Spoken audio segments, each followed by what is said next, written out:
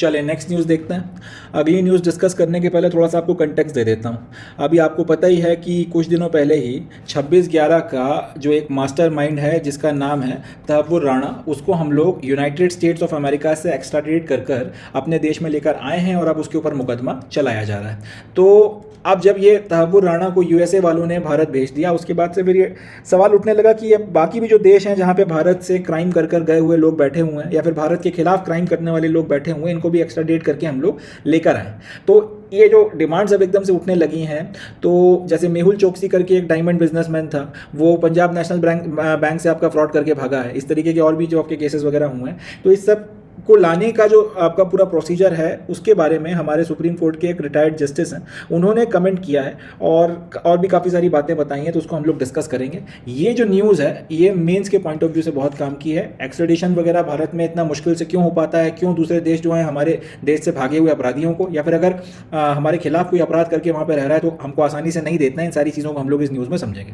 तो जस्टिस लोकुर का कहना यह है कि एक्स्ट्रेडिशन जो है भारत में इसलिए टफ है क्योंकि हमारी जो प्रिजन्स की परिस्थितियाँ वो ठीक नहीं है, हमारे जेल की कंडीशंस हमको इंप्रूव करना पड़ेंगी अगर हम ये चाहते हैं कि दूसरे देश हमको एक्स्ट्रेडिशन वगैरह जो है स्मूथली कर दें। तो amid the ongoing efforts to bring back fugitive diamond businessman Mehul Choksi accused in Punjab National Bank fraud case, Justice Madan B. Lokur, former Supreme Court judge and chairperson United Nations Internal Justice Council, said extraditions would be difficult until conditions in Indian prisons are improved. तो supreme court के retired जज हैं और United Nations की internal justice council करके कोई organisation होती है, उसके चेयरपर्सन है जिनका नाम है जस्टिस लोकुर। इन्होंने ये बोला है कि आप अगर चाहते हो कि एक्स्ट्राडिशन वगैरह जल्दी से जल्दी हो सके और ज़्यादा दिक्कतें नहीं आए, तो उसके लिए आपको आपकी जो जेल्स हैं, आपकी जो प्रिजन्स हैं, उनकी कंडीशंस इंप्रूव करना पड़ेंगे। तो फिर ये मेहुल चोकसी हो गया, नीरव मोदी हो गया, विजय माल्या हो गया, इन सबको लाने में थोड़ा सा आपको आसानी हो जाएगी, ऐसा Madan B Lokur, justice Madan B Lokur साहब का कहना है। ये बात इन्होंने कही कहाँ पर है? एक रिपोर्ट है इंडिया जस्टिस रिपोर्ट 2025, इसको इन्होंने रिलीज़ किया है। ये रिपोर्ट निकाली जाती है टाटा ट्रस्ट के द्वारा और इसको कई सारे सिविल सोसाइटी की ऑर्गेनाइजेशंस और डाटा पार्टनर्स जो हैं, जो सारा डाटा इकट्ठा करके लाते हैं, इसकी मदद से रिपोर्ट बनाई जाती है। वो सब लोग जो है मिलकर ये रिपोर्ट निकालते हैं। अब ये रिपोर्ट वगैरह जो निकलवानी थी, इसका जो इनॉग्रेशन करना था, उसके लिए जस्टिस साहब को बुलाया गया, इंडिया जस्टिस रिपोर्ट 2025। अब वहाँ पर आके इन्होंने फिर जो है ये सारी बातें कही हैं। सवाल वगैरह पूछा गया होगा इनसे कि बाकी लोगों के आने की क्या संभावना है अगर ये तहव्वुर राणा आ गया, तो उसके जवाब में फिर इन्होंने जो है कुछ एग्जाम्पल्स के अपनी बात बताई है। जैसे इन्होंने एक एग्जांपल दिया है, यूनाइटेड किंगडम की एक कोर्ट का एक रीसेंट जजमेंट आया है जिसमें संजय भंडारी करके एक आपका अपने देश से भागा हुआ एक फ्यूजिटिव है जो एक डिफेंस कंसल्टेंट हुआ करता था और इसके ऊपर टैक्स इवेजन और मनी लॉन्ड्रिंग के आरोप लगे हुए हैं। तो ये भाई साहब जो है यहाँ से भागकर आपके लंदन में जाके या अमेरिका या इंग्लैंड में जाके बैठ गए। अब उसके एक्स्ट्राडिशन के लिए हम लोगों ने केस लगाया और उस केस को हम लोग यूनाइटेड किंगडम के कोर्ट में हार गए। अब वो जो जस्टिस लोकुर ने ये बताया है कि उस कोर्ट ने इस व्यक्ति को एक्स्ट्राडाइट करने से इसलिए मना कर दिया, या फिर उन्होंने उसके पीछे की जो वजह बताई वो ये थी कि आप इसको लेकर जाओगे तिहाड़ जेल दिल्ली में। अब तिहाड़ जेल दिल्ली जो है उसकी कंडीशंस बड़ी अनसेफ हैं, इसको अगर हमने वहां पे भेजा तो इसकी जान को खतरा हो सकता है, ऐसा उस कोर्ट ने, यूके की कोर्ट ने अपने जजमेंट में लिखा है। जस्टिस लोकुर ने फिर आगे बोला कि उन्होंने वो जो पूरा का पूरा आपका कोर्ट ऑर्डर था वो पढ़ा था और उसमें ये बताया गया था कि भाई एक्स्ट्राडिशन जो है उसको इस ग्राउंड पर रिफ्यूज किया जा रहा है कि भारत की जेलों में एक तो इनको टॉर्चर किया जाएगा और वहाँ की जो कंडीशंस हैं जेल्स की वो बिल्कुल ठीक नहीं है। तो एक तो इनको टॉर्चर होगा जो ह्यूमन राइट्स का वायलेशन है, दूसरा जेल की कंडीशन जो है बड़ी अमानवीय किस्म की हैं, और तीसरा इनकी जो जान है वो खतरे में आ जाएगी, इनकी जो लाइफ है उसके ऊपर आपके थ्रेट्स वगैरह रहेंगे। इन वजूहात के चलते ये जो आदमी है जो भारत से इतना बड़ा फ्रॉड करके भगा है, इसको हम लोग आपको नहीं सौंपेंगे। आगे जस्टिस साहब ये बोलते हैं कि यूके कोर्ट ने भारत की सरकार से एश्योरेंस मांगे थे इस केस में कि भैया अपनी की जो कंडीशंस वगैरह हैं जेल में आप इनको इंप्रूव करोगे और इस आदमी को जो है सेफ रखा जाएगा। इस तरीके के एश्योरेंस इस कोर्ट ने 4 बार मांगे थे।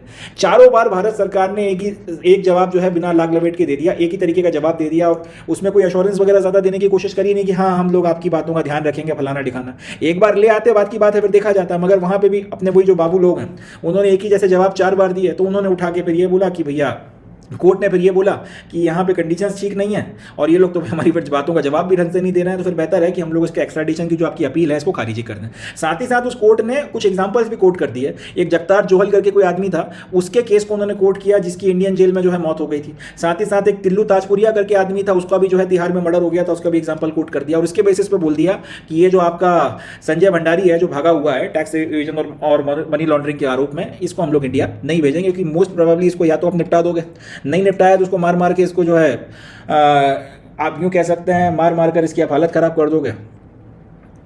एंड ये सारी चीज़ें जो है वो ह्यूमन राइट वायलेशन की कैटेगरी में आती हैं, प्लस फिर आपका एटीट्यूड भी ठीक नहीं है, चार चार बार आपसे सवाल पूछ रहे हैं और एक ही जैसे आप जवाब दे रहे हो। तो ये सारी चीज़ों के चलते जस्टिस लोकुर का कहना है कि हमारे लिए एक्स्ट्रेडिशन बहुत मुश्किल है। अगर हम एक्स्ट्रेडिशन चाहते हैं कि हमारा अच्छे से हो जाए तो सबसे पहली चीज़ तो ये कि जेल की कंडीशंस अपने को इंप्रूव करना पड़ेंगी, चाहे कुछ हो जाए। दूसरा ये है कि आपको इन्वायरमेंट जो है वो सेफ देना पड़ेगा। ऐसा अब सामने वाले को सज़ा हुई है तो वो सज़ा काटे अपनी, मगर ये नहीं है कि उठा के आप कोई उसका मर्डर कर दे या फिर कोई माफिया उसका मर्डर करवा दे अंदर, इस तरीके की चीज़ें नहीं है। सेफ्टी वगैरह जो है उसके ऊपर आपको काम करना पड़ेगा। ये कुछ चीज़ें जब तक ठीक नहीं होंगी तब तक एक्स्ट्राडिशन जो है वो आसानी से नहीं हो पाएगा। तब्बूर राणा का एक्स्ट्राडिशन भी कराने में 17 साल लग गए। तो अगर इस तरीके की चीज़ों से बचना है, जल्दी से जल्दी आपको लोगों को लेकर आना है। अगर आप चाहते हैं कि विजय माल्या को लाया जाए और फिर वो जो खा खा के जो मोटा गया है उसका फिर वो मांस निकाल के उसको बेच कर अपन अपने पैसे वसूलें, तो उसके लिए करना यही पड़ेगा कि आपको आपकी परिस्थितियां जो हैं जेल की सुधारना पड़ेंगी along with the other things, ताकि इस एक बहाने की बेसिस पर आपको एक्स्ट्राडिशन वगैरह रिफ्यूज़ ना किया जाए, जैसे इन केसेस में किया गया है, जिसके बारे में जस्टिस लोकुर ने अपने इसमें बताया।